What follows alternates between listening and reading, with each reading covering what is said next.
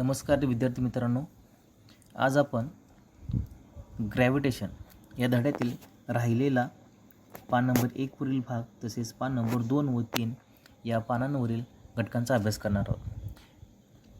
पहिला मुद्दा, force and motion. We have seen that a force is necessary to change the speed as well as the direction of motion of an object. आपण पाहिलेलं आहे पाठीमागं वस्तूच्या मोशनमध्ये बदल करायचा असेल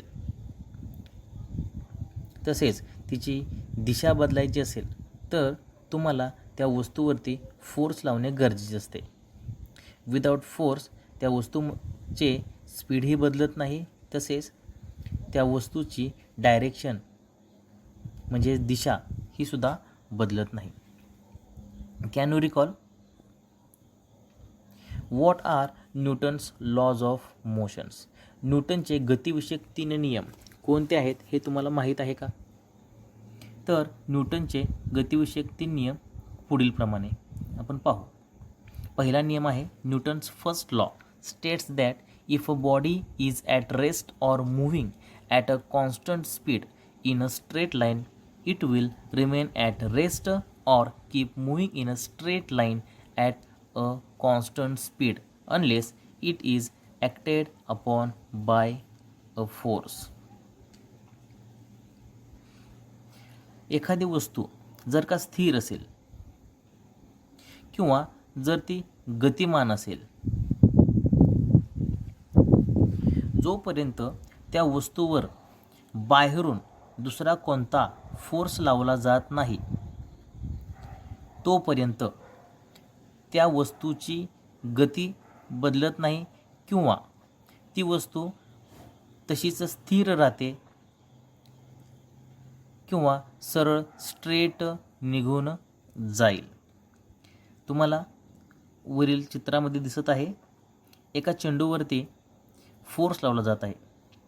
ज्या दिशेने फोर्स लावेल त्याच्या अपोजिट दिशेला तो चेंडू जात आहे. जोपर्यंत हा बल लावला जाईल तोपर्यंत त्या चेंडूमध्ये अशा प्रकारे तुम्हाला मोशन दिसून येईल. ज्यावेळेस हा फोर्स थांबेल त्यावेळेस तो चेंडू कायमस्वरूपी जागेवर स्थिर होईल. तसेच या ठिकाणी या चेंडूवरती जमीन आणि चेंडू यामध्ये असलेल्या घर्षण बलामुळे तो चेंडू काही अंतर पार केल्यानंतर स्थिर होतो. मात्र जर हे अवकाशात असते तर या चेंडूला जर आपण एखाद्या विशेष दिशेला फोर्स लावला असता तर तो चेंडू सरळ स्ट्रेट पुढे निघून गेला असता.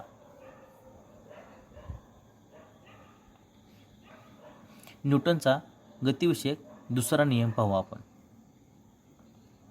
The second law states that the acceleration of an object is depend upon two variables, the net force acting upon the object and the mass of object. कृत्यांमध्ये येथे तुम्हाला 2 ॲक्टिव्हिटीज दिसत आहेत. आपण पहिली ॲक्टिव्हिटी पाहू. पहिल्या ॲक्टिव्हिटीमध्ये 3 वेगवेगळे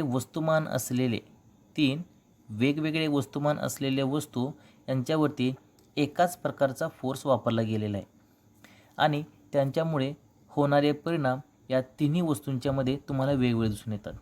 ज्यावेळेस हलकी वस्तू असते त्यावेळेस ती वस्तू जास्त दूर गेलेली आहे आणि ज्यावेळेस वस्तुमान वाढत जाईल तसतसं त्या वस्तूंच्यामध्ये होणारे विस्थापन तुम्हाला कमी दिसून येते.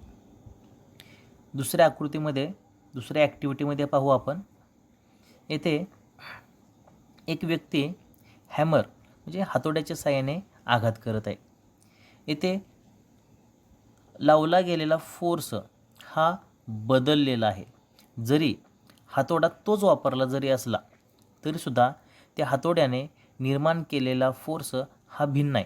त्याच्यामुळे मासमध्ये जरी बदल झाला नाही, वस्तुमानाच्या हा वर जाणारा जो चेंडू आहे त्याच्या मासमध्ये काही बदल झालेला नाही किंवा एकच वस्तू आपण इथं वापरलेली आहे.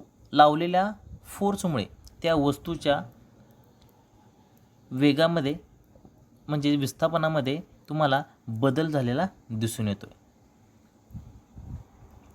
न्यूटनचा तिसरा नियम, थर्ड लॉ.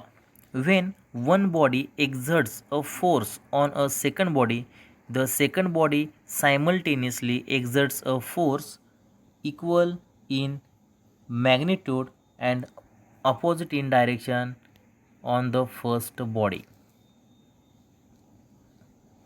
न्यूटनचा तिसरा नियम काय सांगतो?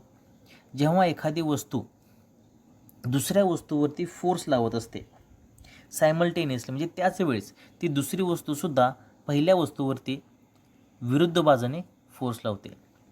या ॲक्टिव्हिटीमध्ये तुम्हाला दिसून येईल एक व्यक्ती एका व्हील कार्टवरती बसलेला आहे आणि तो एका चेंडूला दूर फेकत आहे.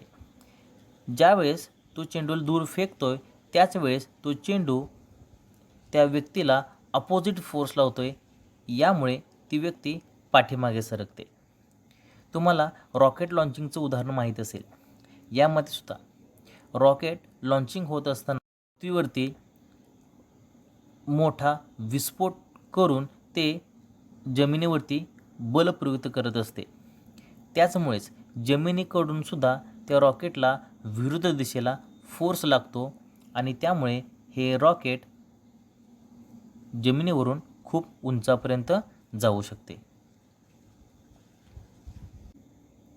पुढे आपण पाहणार आहोत circular motion and centripetal force. तुम्हाला एक ॲक्टिव्हिटी करायची आहे.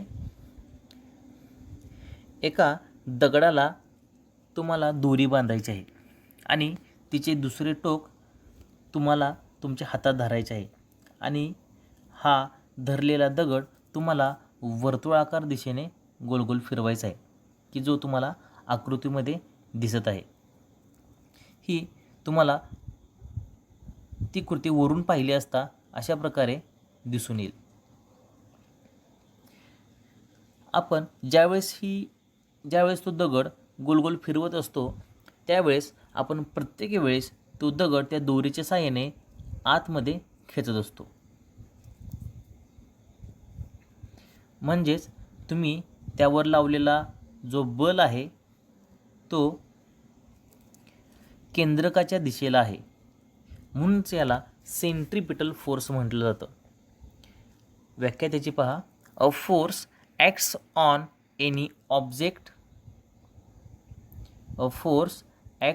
Any object moving along a circle and it is directed towards the center of the circle.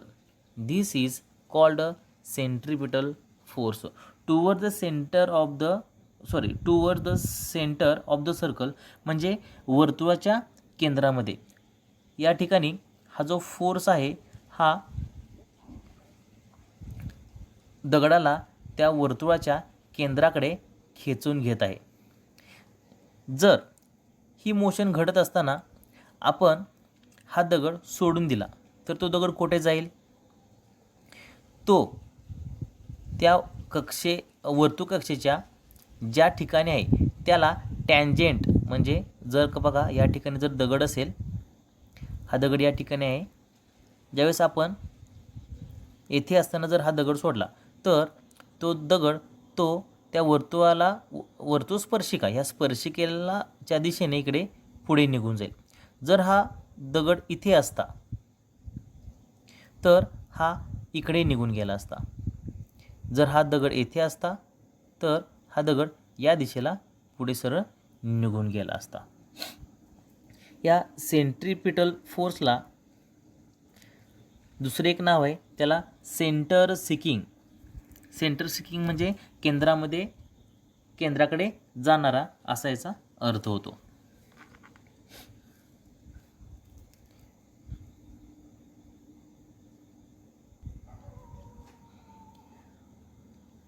तुम्हाला माहिती असेल आपली पृथ्वी ही पृथ्वीच्या भोवती नैसर्गिक उपग्रह आहे की ज्याला आपण चंद्र असं म्हणतो. हा चंद्र सतत त्याची दिशा बदलत असतो. त्याला एक विशिष्ट कक्षा आहे.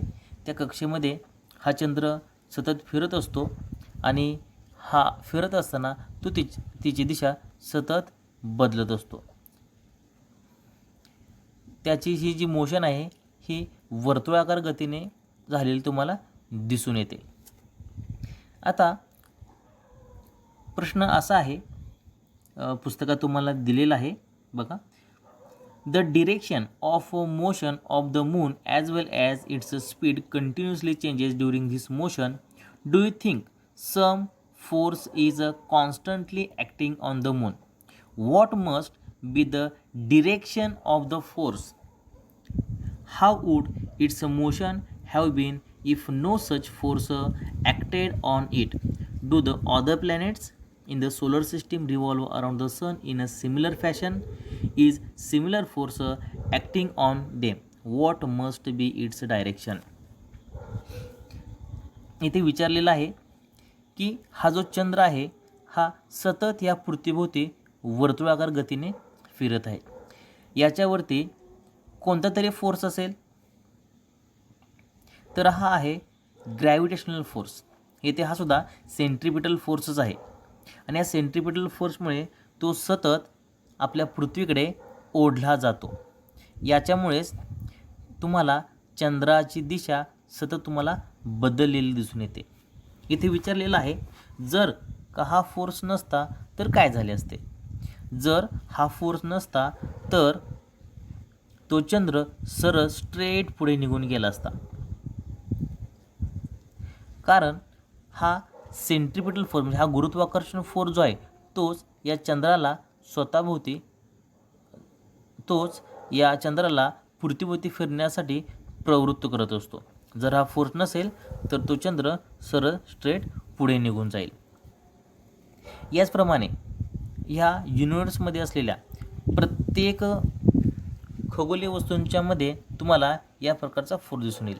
जसा चंद्र पृथ्वीभोवती गोलगोल फिरतोय, त्याचप्रमाणे सूर्याभोवती सुद्धा पृथ्वी याच सेंट्रिपिटल फोर्समुळे गोलगोल फिरताना तुम्हाला दिसून येते, म्हणजे ती रिव्हॉल्व होताना दिसून येईल. इथे सुद्धा जर हा गुरुत्वाकर्षण किंवा हा फोर्स नसता तर पृथ्वीसुद्धा सरळ स्ट्रेट दिशेने पुढे निघून गेली असती.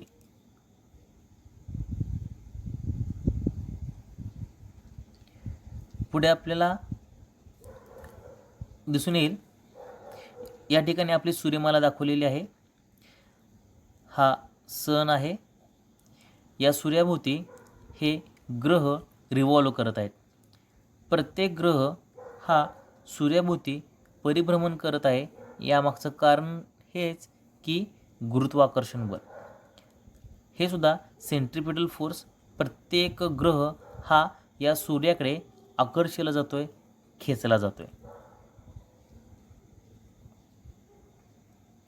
पुढे आपण पाहणार आहोत केप्लर्स लॉज.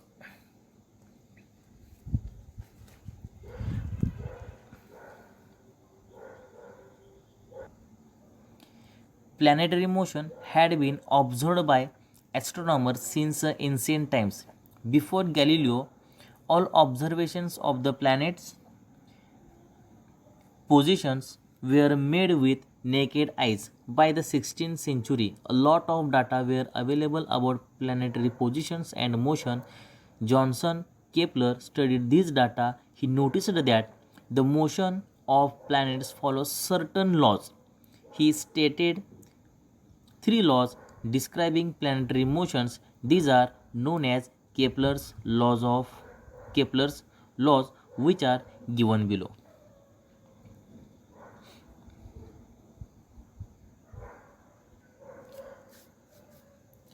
अवकाशामध्ये होणाऱ्या ग्रहांची जी मोशन आहे ही सतत वेगवेगळ्या शास्त्रज्ञांकडून अभ्यासली गेलेली आहे. गॅलिलिओ, तुम्हाला माहीत असेल, गॅलिलिओने दुर्बिणी शोध लावला आणि या दुर्बिणीच्या साहाय्याने अवकाशामध्ये असणारे जे वेगवेगळे ग्रह आहेत हे पाहिले गेलेले आहेत. जवळजवळ 16 सेंचुरी भरपूर वेगवेगळ्या शास्त्रज्ञांनी अवकाशामध्ये होणाऱ्या वेगवेगळ्या ग्रहांच्या प्लॅनेटरी पोझिशनचा अभ्यास केलेला आहे. हा सगळा डाटा जॉन्स केपलर यांनी कलेक्ट केला आणि त्याचा स्टडी केला आणि यावरून त्याला समजलं की हे जे सर्व ग्रह आहेत एका विशिष्ट सर्टन लॉज, एका विशिष्ट नियमातून ते त्या सूर्याभोवती परिभ्रमण करत आहेत आणि त्याच नियमांना केपलरचे नियम असं म्हटलं जातं. तर आपण हे नियम खालीलप्रमाणे पाहू. तत्पूर्वी व्हॉट इज इलिप्स? इलिप्स म्हणजे काय? तर लंबवर्तुळ. केपलरने सांगितलेलं आहे की हे जे ग्रह आहेत हे सूर्याभोवती लंबवर्तुळाकार मार्गाने फिरतात. आपण तत्पूर्वी इलिप्स म्हणजे काय ते समजून घेऊया. तुम्हाला पुढे एक शंकू दिसत आहे. या शंकूला जर आपण बरोबर हॉरिझॉन्टली कट केलं, म्हणजे पूर्णपणे आडवा कट केला तर तुम्हाला अशा प्रकारे सर्कल मिळून येईल. मात्र जर का आपण हाच शंकू थोडा तिरपा कट केला तर तुम्हाला या ठिकाणी लंबवर्तुळ दिसून येईल.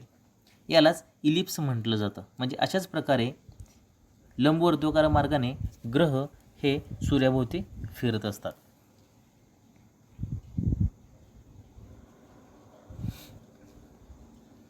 या लंबवर्तुळाला 2 फोकाय म्हणजे थोडक्यात फोकस असतात. या ठिकाणी F1 आणि F2.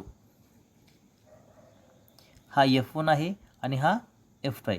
असे 2 प्रकारचे फोकस आहेत. वर्तुळाला मात्र तुम्हाला इथं एकच फोकस तुम्हाला दिसून येईल.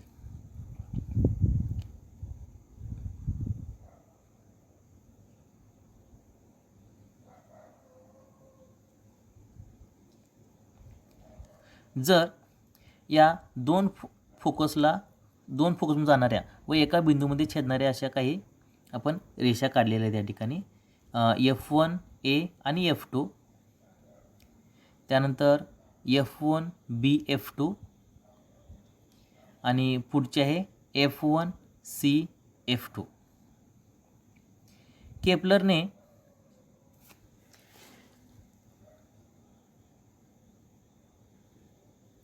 हे A, B आणि C हे 3 पॉईंट्स या इलिप्सवरचे आहेत. जर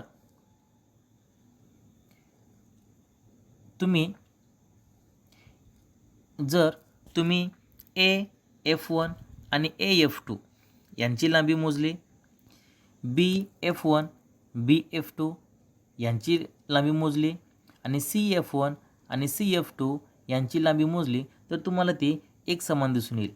यावरून तुम्हाला दिसेल AF1 plus AF2 is equal to BF1 plus BF2 is equal to CF1 plus CF2.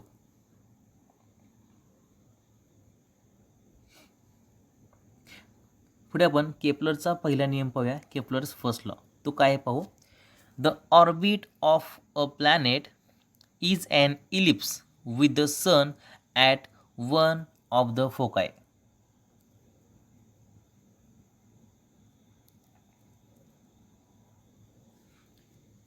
तुम्हाला या ठिकाणी एक सूर्य आणि त्याच्या भोवती फिरणारे एक ग्रह अशी तुम्हाला आकृती दिसून येत आहे. येथे सूर्य हा कोणत्या तरी एका फोकसवरती आहे. या ठिकाणी हा F2 या फोकसला तुम्हाला दिसून येईल, या ठिकाणी तुम्हाला F1 या फोकसला दिसून येईल. याचा अर्थ ग्रह हे सूर्याभोवती फिरत असताना फोकस तो सूर्य हा एका विशिष्ट फोकसला असतो. तुम्हाला लॉवर समजून येईलच. The orbit of a planet is an ellipse with the sun at one of the फोकाय.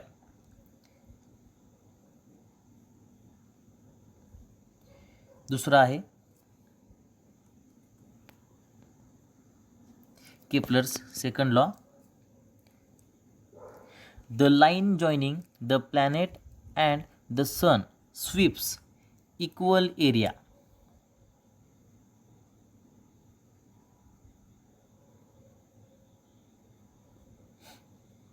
Kepler second law, the line joining the planet and the sun sweeps equal areas in equal intervals of time.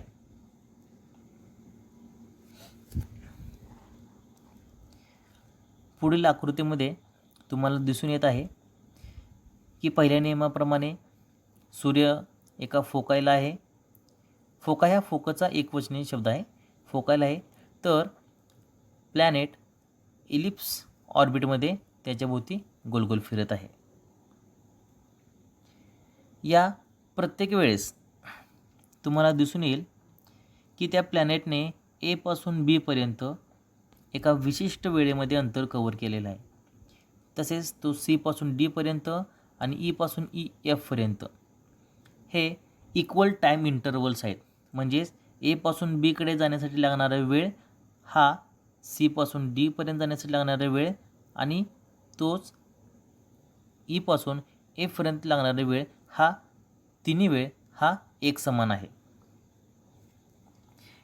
केपलरने सांगितलेले आहे की ज्यावेळेस तो planet ए पासून बी पर्यंत जातो, ज्यावेळेस तो प्लॅनेट ए पासून बी पर्यंत जातो त्यावेळेस त्याने कव्हर केलेलं जे क्षेत्रफळ आहे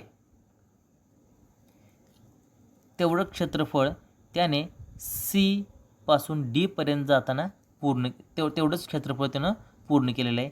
तसेच त्याने ई पासून एफ पर्यंत जाताना सुद्धा तेवढं क्षेत्रफळ त्यानं व्यापलेलं आहे. म्हणजेच जर area of A B S काढला, area of S C D काढला आणि area of S E F काढला तर तो तिन्ही एरिया हा इक्वल असणार आहे.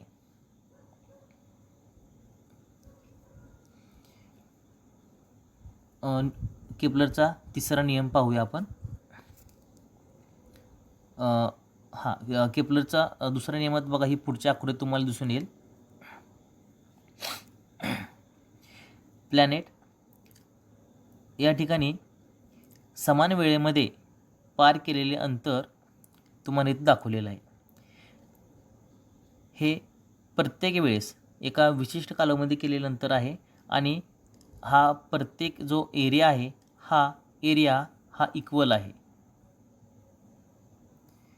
प्रत्येक टाईम इंटरवलला त्याने कव्हर केलेला एरिया तुम्हाला इक्वल असलेला दिसून येईल. Kepler's third law, the square of its period of revolution around the sun is directly proportional to the cube of the mean distance of a planet from the sun.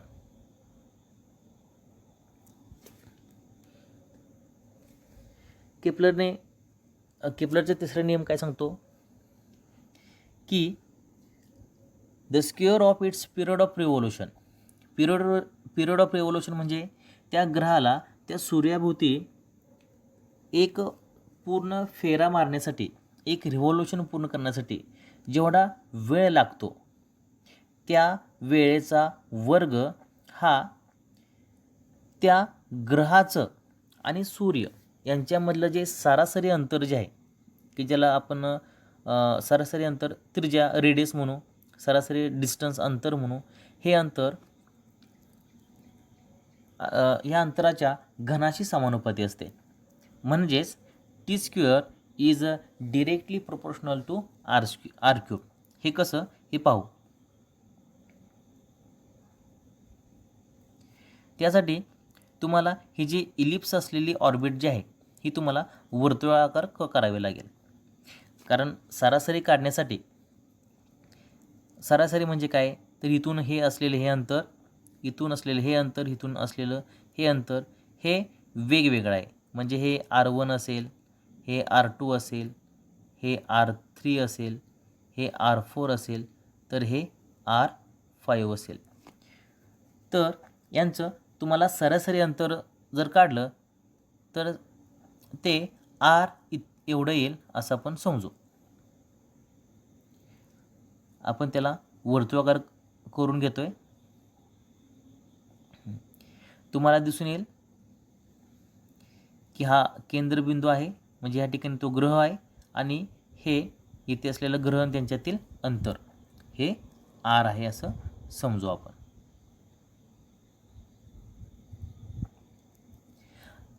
r is the distance of a planet from the sun.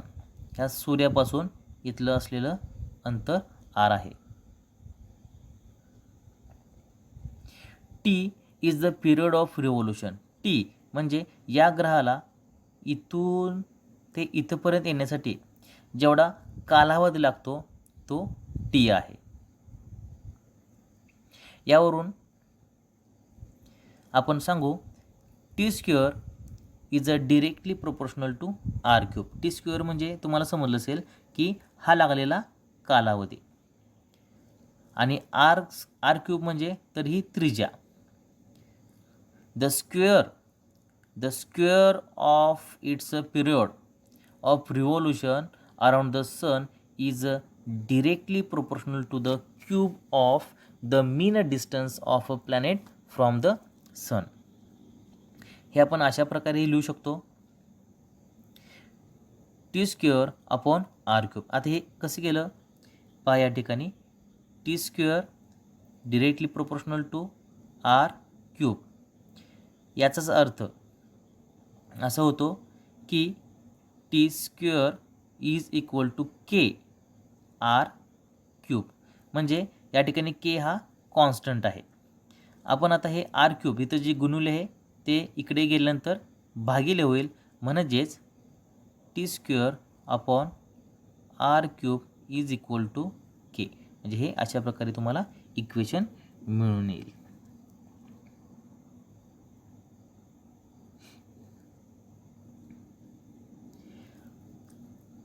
Kepler obtained these laws simply by the study of positions of planets obtained.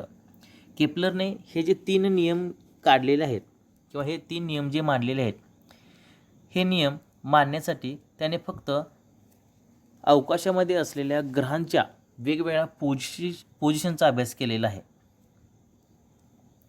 Bye regular observations he had no explanation as to why planets obey these laws. हे जे त्याने हे जे rules हे जे rule मांडलेले आहेत हे रूल्स त्याने फक्त अवकाशामध्ये असलेल्या ग्रहांच्या वेगवेगळ्या पोझिशनवरून काढलेले आहेत. त्यामुळे याला ते ग्रह हे नियम का पाहतात याचं एक्सप्लेनेशन याचा संदर्भ किंवा याचं स्पष्टीकरण तो देऊ शकला नाही. मात्र पुढे न्यूटनने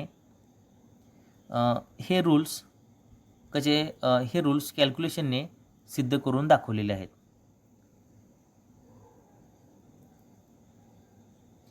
use your brain power. If the area ESF in following figure is equal to area ASB, what will you infer about EF? तुम्हाला प्रश्न विचारलेला आहे जर एरिया ESF